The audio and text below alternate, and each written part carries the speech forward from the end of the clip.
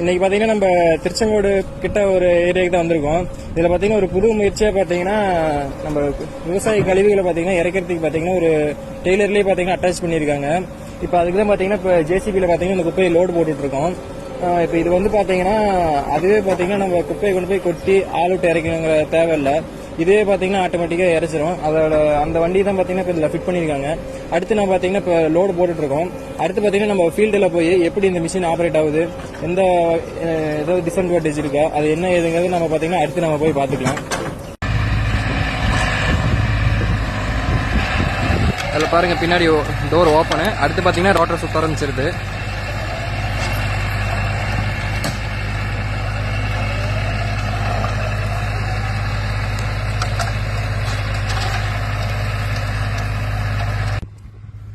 இந்த இடம் பாத்தீங்கன்னா தெரியுங்க, குப்பை பாத்தீங்கன்னா நல்லா கரெக்டா சீரா விழுந்திருக்கு. நம்ம ஆளுங்க எப்படி கையில உதறணுமா எப்படி இருக்குமோ அதே மாதிரி பாத்தீங்கன்னா ஈக்குவலா விழுந்திருக்குங்க.